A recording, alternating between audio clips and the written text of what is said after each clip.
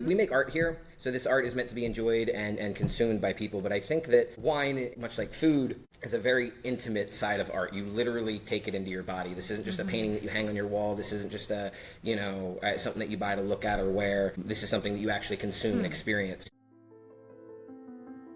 Welcome to Growing Inspiration, the podcast that nurtures your passion for the arts and creativity. I'm your host, Shana McLean, and I'm thrilled to take you on this delightful journey through the vibrant world of arts and culture. In each episode, you can expect engaging interviews with a diverse range of artistic and creative individuals.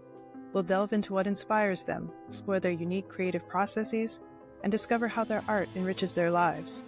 Together, we'll uncover the beauty of literature, the performing arts, the visual arts, food, wine, and spirits, and the inspiration gained through travel.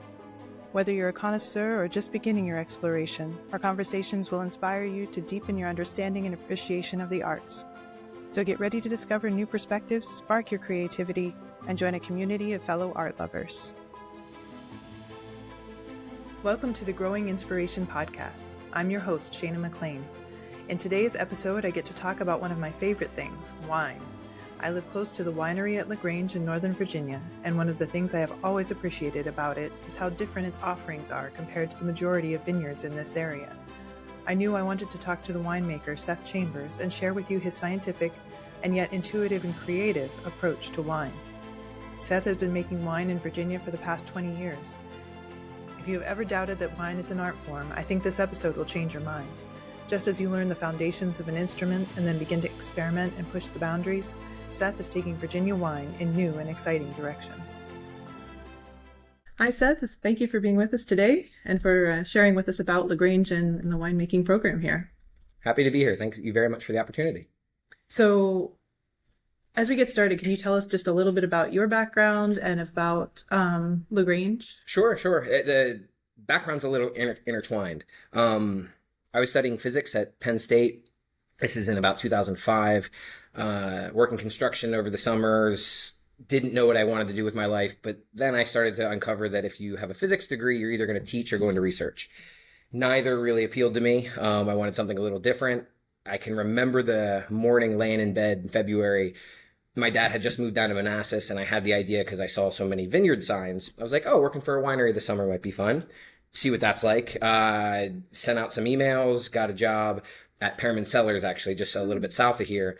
The timing worked out that Chris, the owner, was actually opening Grange. So as I was coming into the wine industry, getting my first start, I was actually helping out turn this property from raw land to working winery.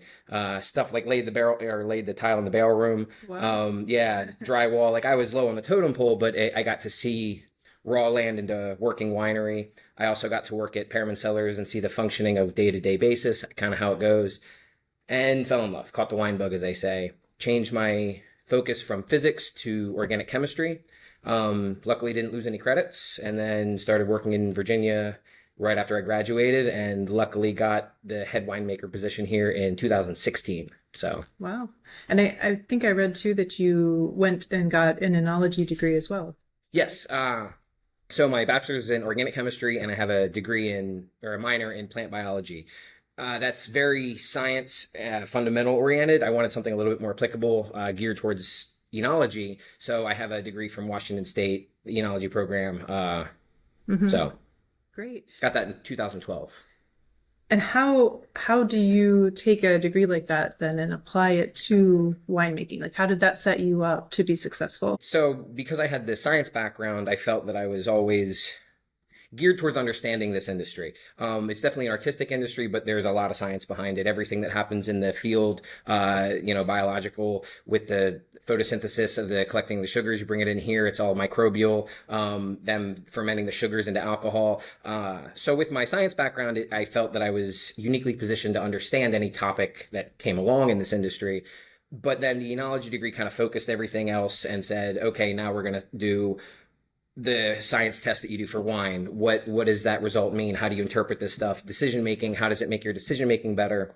To understand the left or the right turn at each juncture. Mm-hmm. So to me, it was a very good, fundamental, well-rounded education that set me loose in Virginia, with the right amount of information and enthusiasm that I wanted. So would you say that that does set you apart from other winemakers in this region or in other parts of Virginia?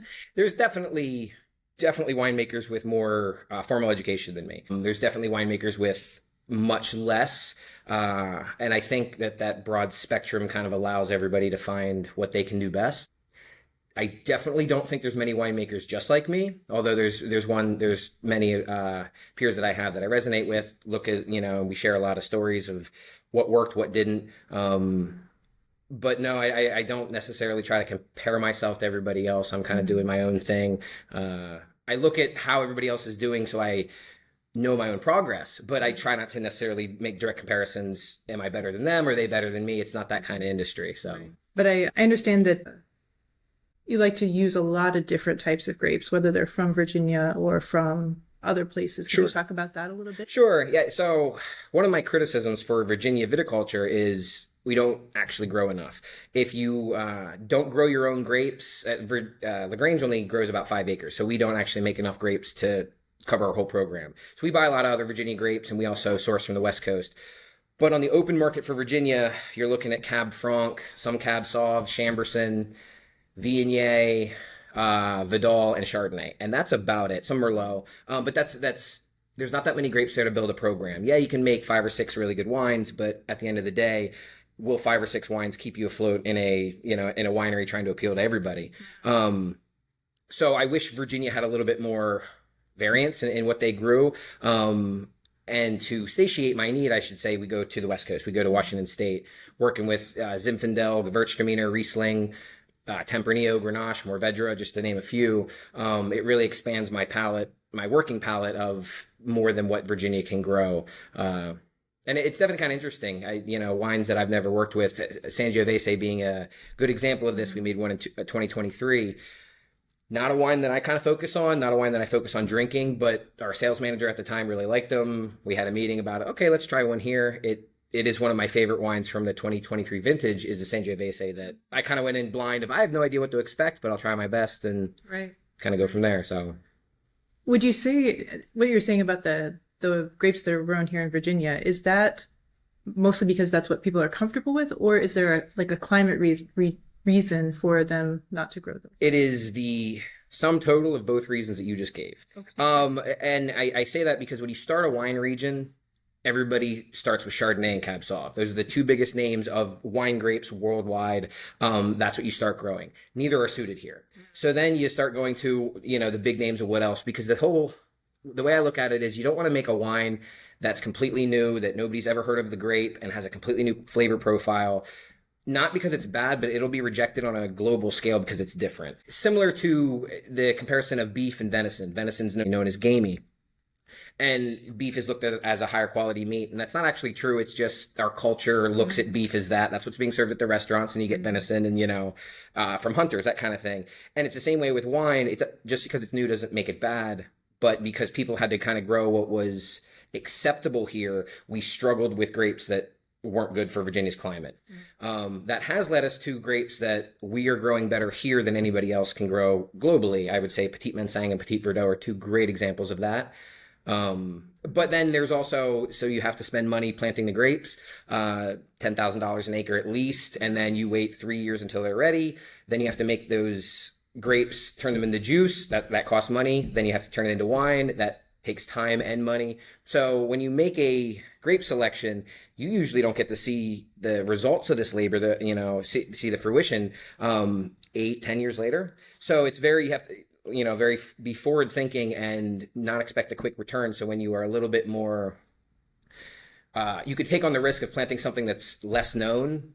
You're not going to know if it worked for another 15 years. And by that time, you either planted more or you ripped it out, kind of deal. So it's a little bit of both. Of people have to understand that we need to find our own identity, but are people willing to take the risk, spend the money, and potentially lose a bunch of money through agriculture because you chose wrong?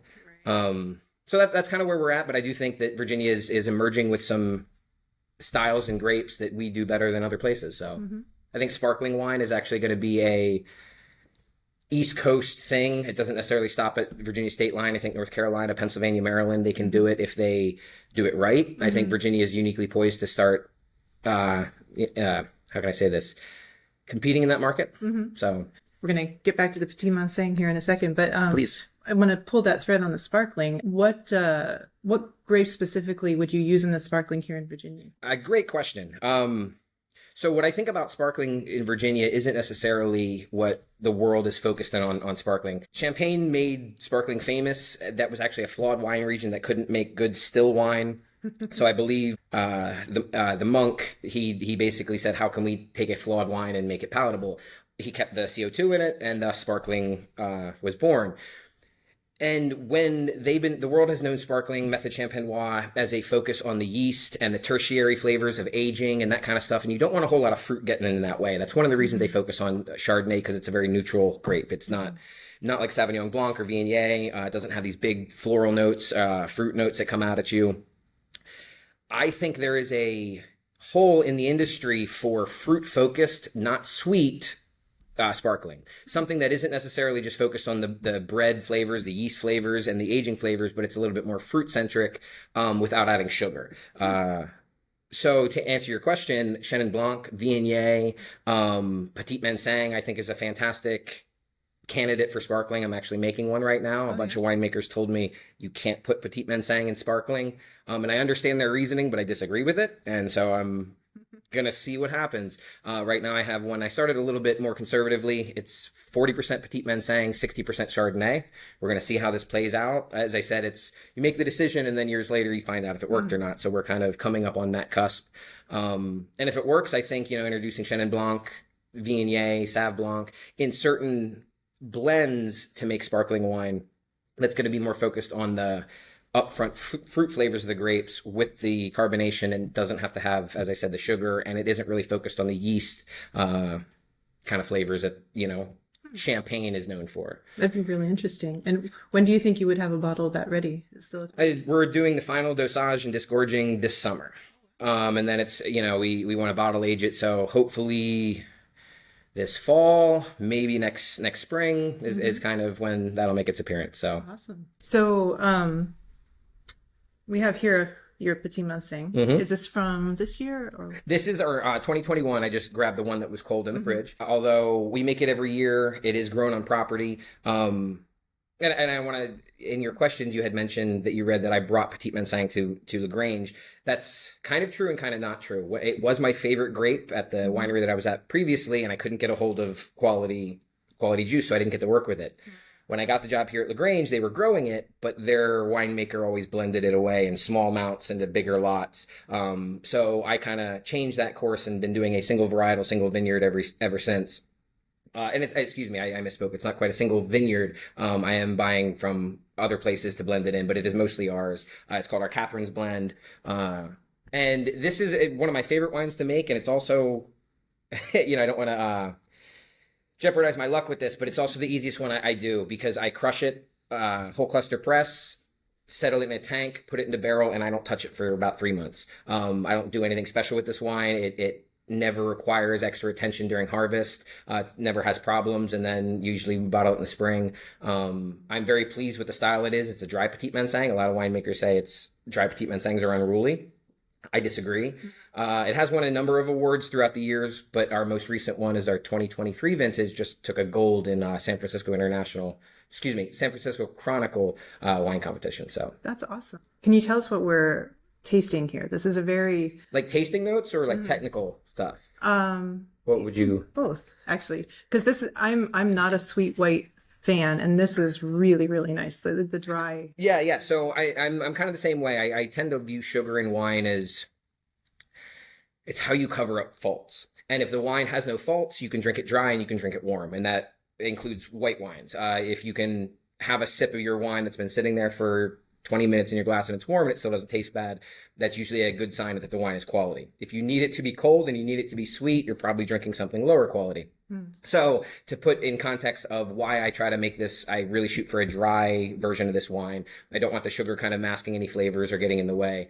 And I kind of try to tame the acidity, because Petit Manseng is known for an unruly acidity. I don't use that word, but I'm quoting other winemakers. I think it's pronounced. I think it's definitely there, but unruly is a little bit far. But going by what they say, to tame that, to kind of bring that into shape, normal winemaking says when you have really high acidity, you add a little bit of sugar. That's one of the reason Rieslings sometimes have sugar to them, because that's another high acid grape. How do you balance acidity? You add a little bit of sugar. I add barrel. I add neutral French oak. So I do a barrel fermented version of this. And as I said, I fill it up, let it ferment. I like to stir it. Do a little bit of surly contact, meaning you let it ferment. It kind of clears up, and then you disturb the bottom and bring all the dead yeast back up into the wine. It's a way, in my opinion, to make sure the wine has everything it needs from the yeast before the yeast are kind of separated from it. I try to do that multiple times throughout the season, but sometimes work gets away from you. And as I said, I tend to this one very little, and it tends to be very consistent for me. It does exactly what I want every year. And being a dry Petit Manseng that we barrel age, I think it's a really unique version of this wine. I don't know too many wineries around here that actually barrel their Petit Manseng like this and keep it dry. Right. I can taste the oak. Mm-hmm. It's meant to be integrated, and really, if I can be so bold, I prefer it to where the oak ends, the acid begins, and that's kind of a blurred line, so you don't necessarily know, like, oh, that was an oak sensation or that was an acid sensation. It kind of has both. Acid starts first, oak finishes off, but that's what I'm looking for in this wine. So, but it's not at all like a heavily oak Chardonnay or anything. Yeah, no, it doesn't have that big buttery. It doesn't taste like chewing on a stick. It's well integrated.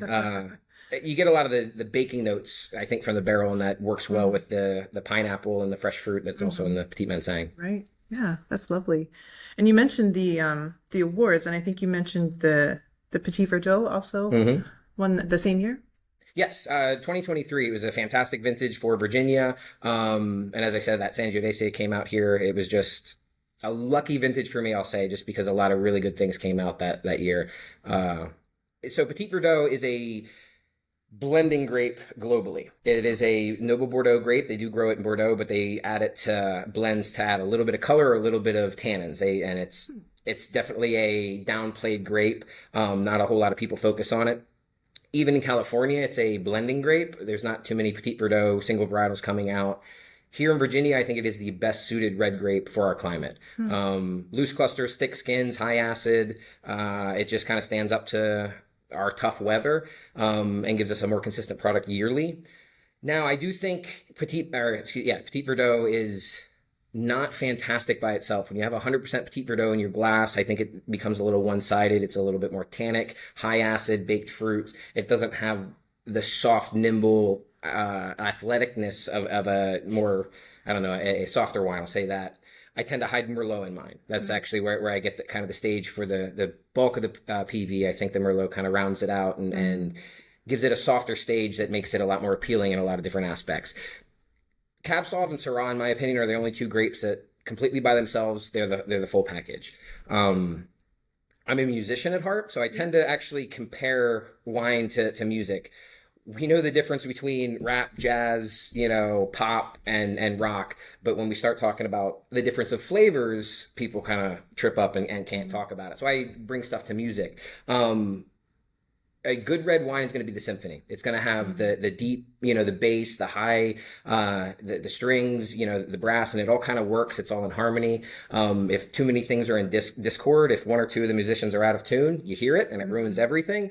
That's a flawed wine. That's where the alcohol is too big. If a microbial, infection happened, little things make a big difference and they can ruin, something big. But when you have it all perfectly lined up and perfectly in tune, that's a really good wine, in my opinion.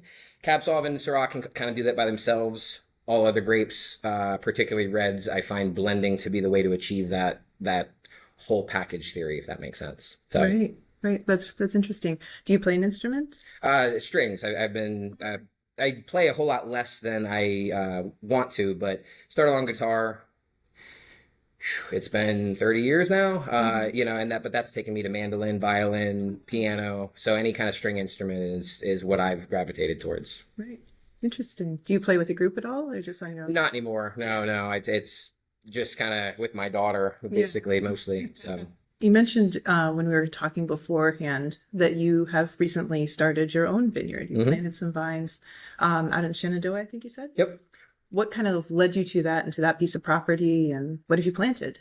That's a good question, and it kind of mirrors my philosophy of wine. When when the universe speaks, when opportunities present themselves, I kind of try to focus on them.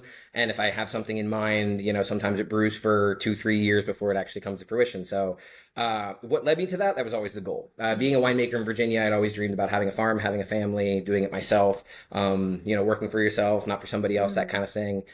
But owning land and wine specific is a very upfront capital heavy business. They say how you make a small fortune in the wine industry is you have to spend a large one and wait 10 years. So me being, working in the industry, not having access to that capital, that was one of the things that, eventually I'll get to there.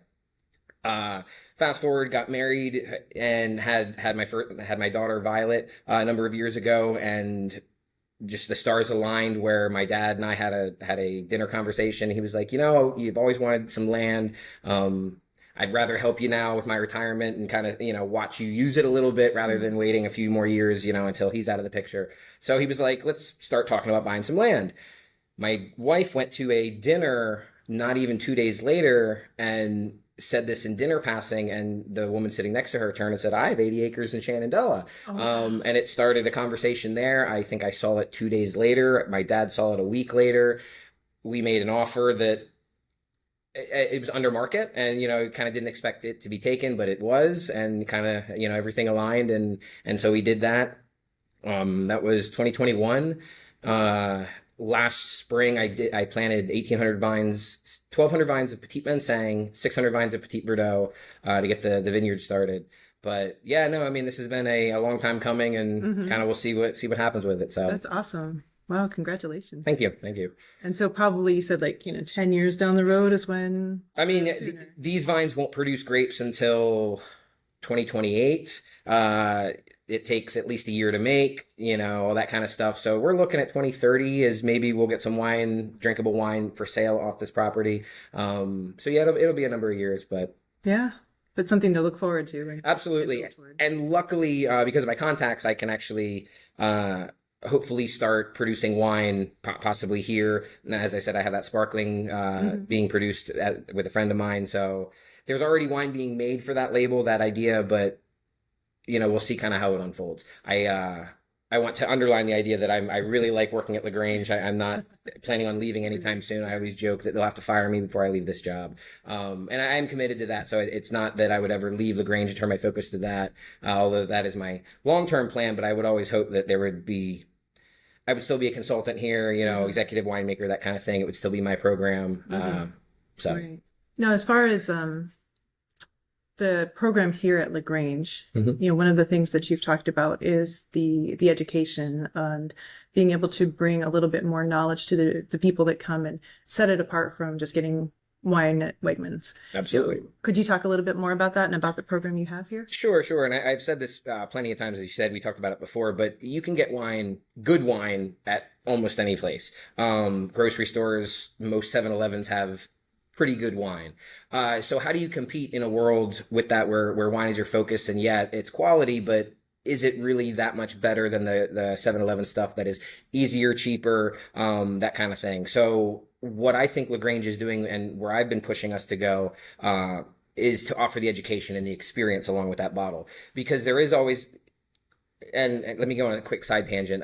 We make art here, so this art is meant to be enjoyed and consumed by people, but I think that wine, much like food, is a very intimate side of art. You literally take it into your body. This isn't just a painting that you hang on your wall. This isn't just something that you buy to look at or wear. This is something that you actually consume and experience. So with that being said, there's more to it than just what's in the bottle, what's under the cork. Who did you get it from? What questions did you ask? What kind of connection, what kind of community are you part of because of it? All of that matters to me. So what I think Grange is best suited to offer its consumers is an education and a full experience of, we're a winery that grows wine here. We work with West Coast grapes. So whether you have West Coast, flavors, you prefer West Coast flavors, or you want some Virginia stuff, we kind of offer both.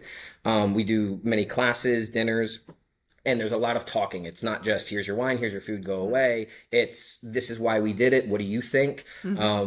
If you've ever, I don't think you have, but if anybody has ever sat in with a class for me, I'm very conversational style. I don't want to sit and listen to myself talk for an hour. Although listen to this podcast, you might disagree. But conversation is going to help. It's going to help me explain what I'm trying to say to you better. It's going to demonstrate, comprehension going both ways. So that whole experience of being able to talk to the guy that did it, listening to his philosophy over what it's going to be, where it's going, what's coming next. That all matters. And that's kind of what LaGrange offers. That's what you won't get at Wegmans. You won't get at 7-Eleven.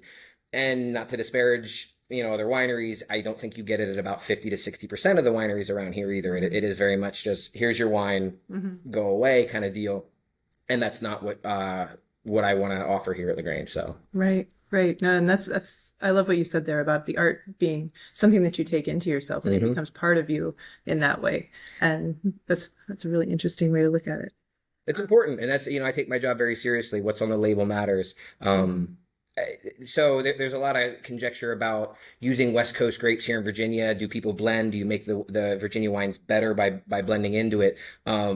Something that I'm committed along that thought is if the bottle says American on it, it's West Coast, doesn't have Virginia grapes in it. If the bottle says Virginia, I don't blend any American grapes into it, even though legally I could, and I know wineries around here that are doing that. I want them to stand on their own merits, and I'm not trying to hide, I'll say, higher quality grapes in some Virginia wines to make them look better. So ethically, morally, that is important to me, that I take that job seriously, that you are consuming this art. This is a very intimate connection between me, you, the land, and your experience with it, whether it's you're having it with your family, with dinner, or, you by yourself in a book. It's an experience-based thing. So as far as that goes, and we talked a little bit about, the chemistry and the science that you've brought into it, and then now you've kind of mentioned the art. Like, what inspires you when you're making wine? Is there someone you've worked with, or just things around, or what kind of makes you choose how to blend a particular wine in a particular year?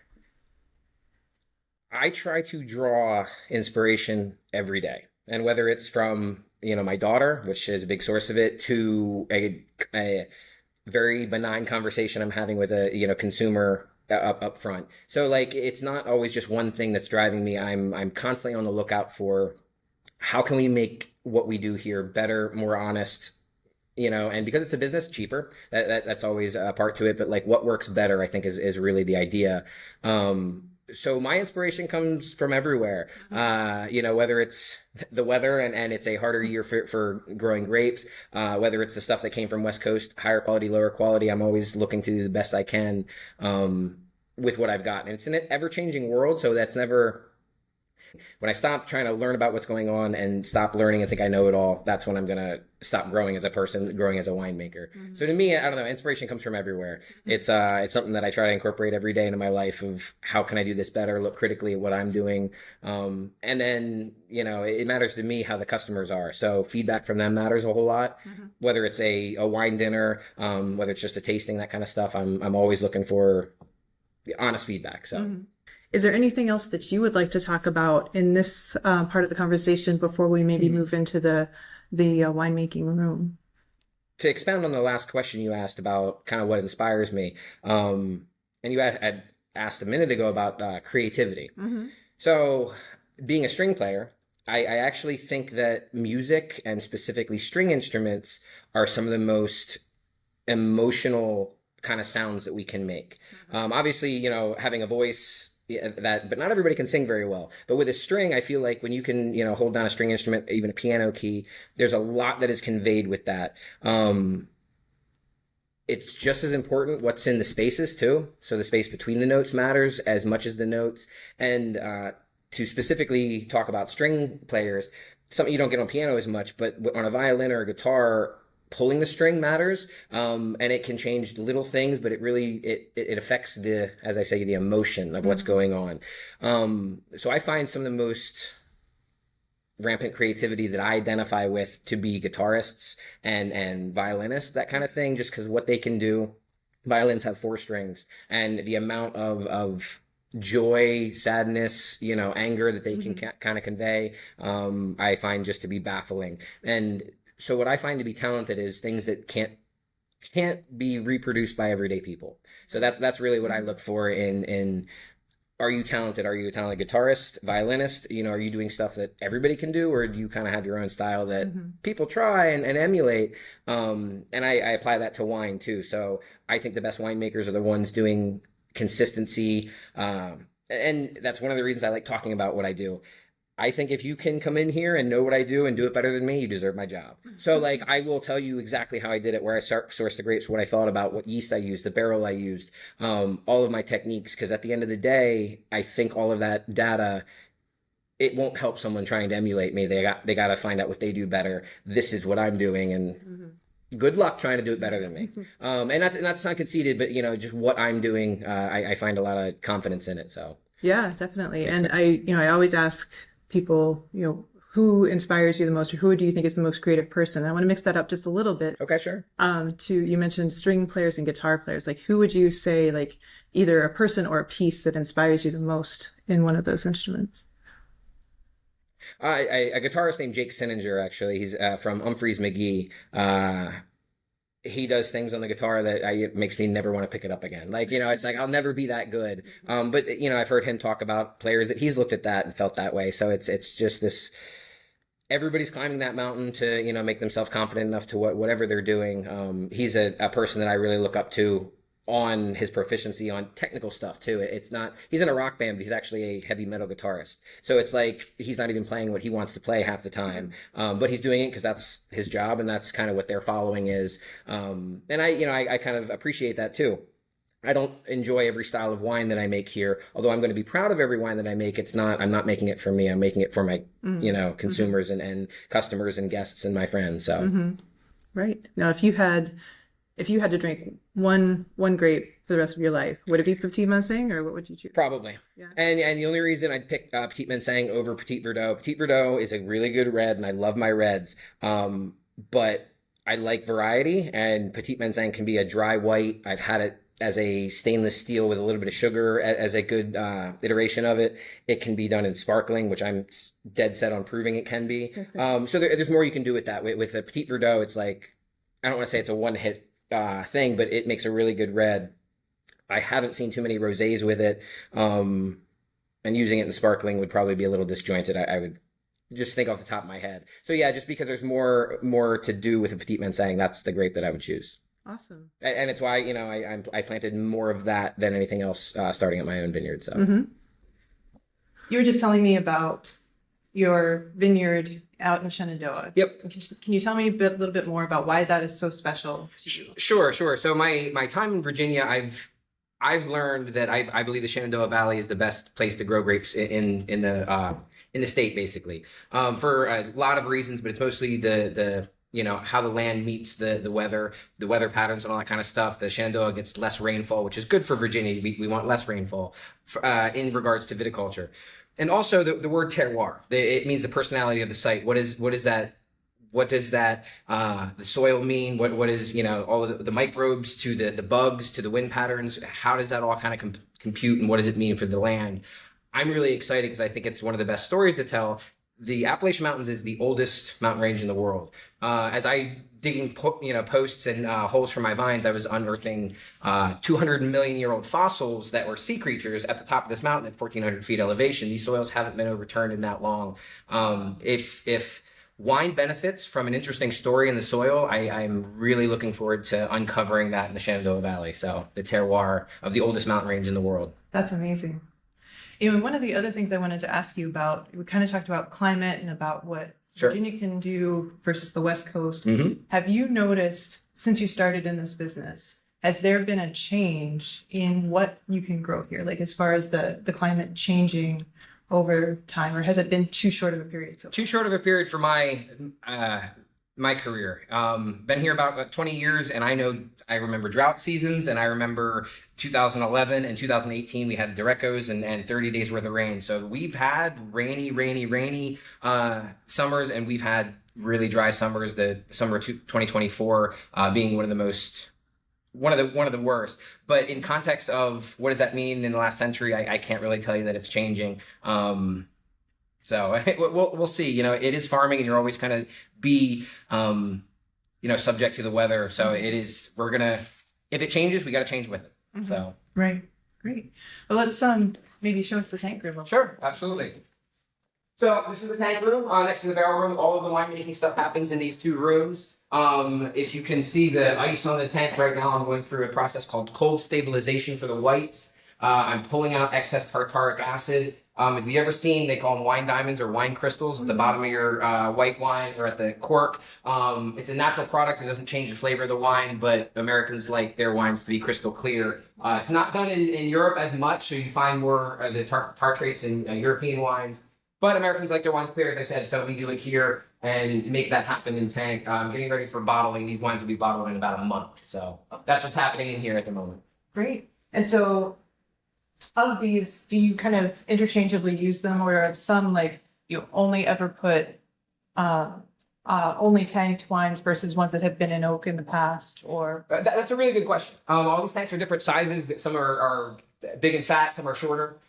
So every wine that I have goes through stainless steel storage at some point, whether it's just for filtering or the day before bottling, that kind of stuff. Only certain wines go to barrel. But the difference is that for stainless steel, you don't want ullage, is what the French call it. It's the head space of a tank. And that's why if I have a little bit of wine, I want it in a smaller tank. If I have more wine, I want it in a bigger tank. You basically want to match the size of the tank to how much volume you have. But yeah, all of my wines will spend time in stainless steel. I look at the difference of stainless steel and oak as kind of the difference of a grill and an oven. It's not that one is different. It's just if you're making a lasagna or a burger, you're going to choose one or the other. You're not really going to make a lasagna on the grill or, burgers in the oven, although it can be done. They're just different. So reds and wines that you want to age longer and have micro oxidation, you'll put into oak. Wines that are fresher, you want to keep them away from oxygen. They're usually younger. That's better suited for stainless steel for their entire life. But it does kind of go back and forth. One of the things I wanted to ask you about is I love ruby ports, and your snort is one of my absolute favorites. And so I think I remember seeing in some of the previous literature that you tend to kind of continually feed that, almost like sourdough. Yes. So why does that make a difference? So yes, that's a great question. So ruby ports are going to be 5 years and no oak, I believe. And 20 ports are going to be aged longer with oak. Ours is called a Solara style. And Solara is normally done for whiskeys and sherries, that kind of thing.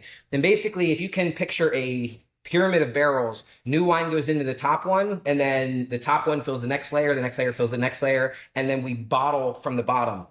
But the key is you never empty the barrels completely. I only take about 70%, 60% out of the bottom barrels and then have it cascade down, refill at the top, and go from there. So what you get after 10 years, or this one has been made since about 2005-06, so we're almost looking at a 20-year report. There are 20-year-old wines in that blend, as well as 2-year-old wines, and every step in between, so you get this entire cascade of everything that an old wine brings to the table, and then you still get the youthful kind of jubilance of a young wine and what that gives. So it's a very complex wine. It's a way to age beverages a lot longer and add a lot of complexity. As I said, for whiskeys and sherries, they do that as well. But the Solara port is a fun wine to make because of that. So, well, thank you so much for being with us today, and we'll highlight all of the links and so forth in the show notes afterward. Sounds good. Thank you so much. Of course. Thank you very much. Cheers. Cheers, definitely.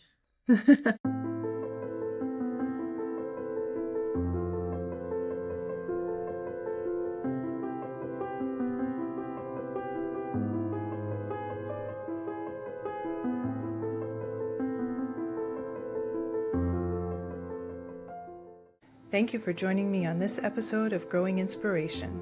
I hope you found today's conversation as inspiring as I did. If you enjoyed the show, please take a moment to subscribe and share it with your friends.